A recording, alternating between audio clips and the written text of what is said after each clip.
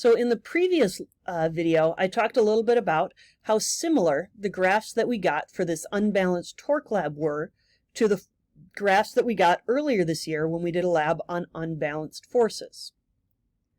Now, earlier this year, we figured out that because we have this nice linear graph, force is related to acceleration.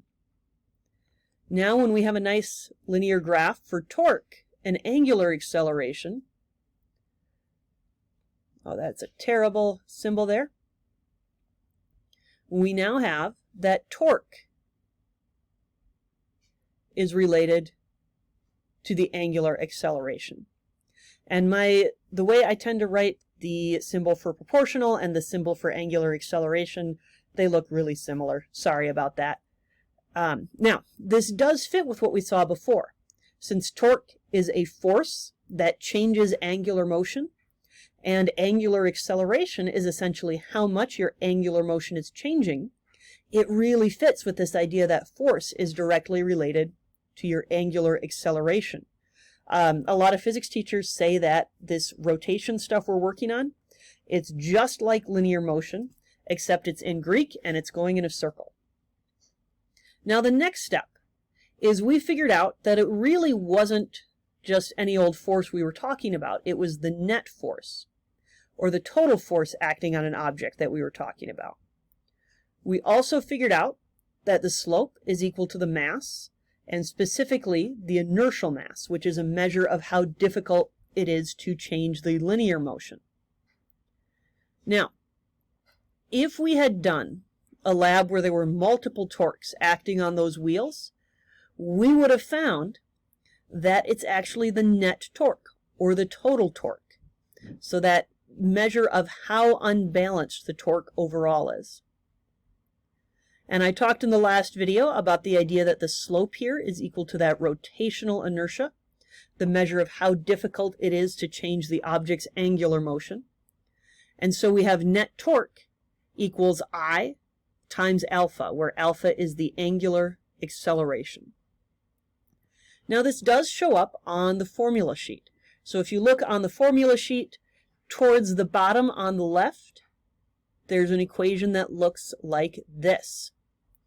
It adds those little arrows above angular acceleration and torque because both of those quantities have a direction to them. They're vectors, which means they have a direction as well as a magnitude, where that magnitude is essentially how much. Aside from that, it's essentially just a rearranged version of what we got in the lab.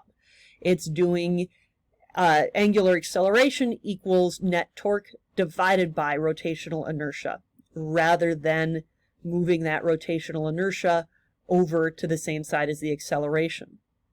Now we do have a second equal sign here.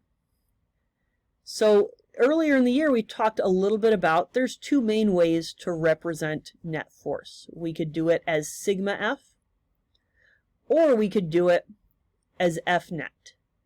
And these don't mean anything different from each other. They're just two different ways of representing the same thing. In the same way, they're just representing net torque two different ways. They're doing it once with the sigma tau and once with a tau net. Tau is the name of that Greek letter we're using for torque.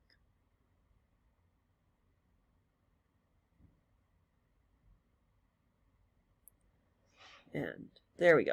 Sorry about that. So we have just these two different ways of representing net torque. It doesn't matter which one you use. I tend to favor the sigma tau. Now this equation is sometimes called Newton's second law for rotation because it is such a close parallel to the Newton's second law that we got earlier this year. So this is just using how much net torque you have to predict how much an object will accelerate based on its rotational inertia, rather than using net force to predict how much it will accelerate based on its mass.